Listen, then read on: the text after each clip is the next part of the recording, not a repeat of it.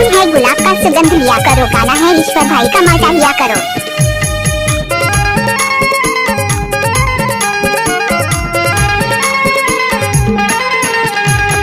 माया पीरित के वो जोड़ी बना ले मोला, संग मारे गाले कैथा दिल मा बसा ले कैथा, काबर रोवा थस रानी मोला हो।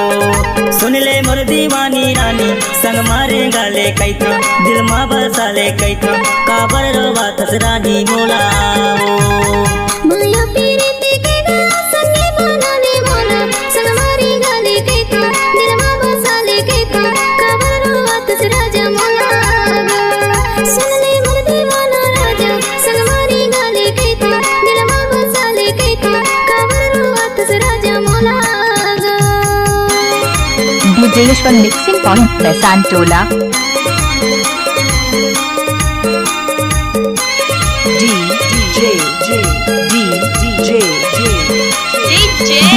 विजयेश्वर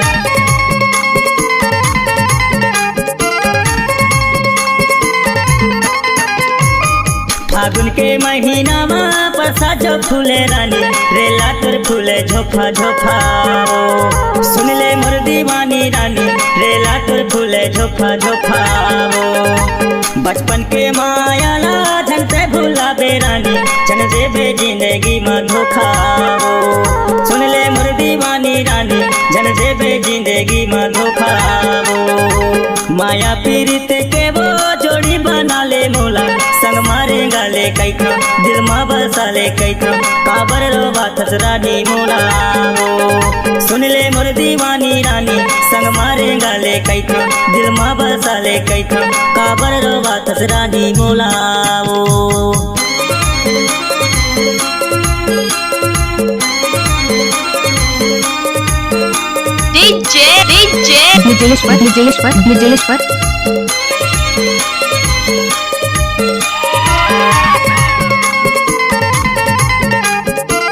विजयेश्वर मिक्सिंग पॉइंट प्रशांत टोला।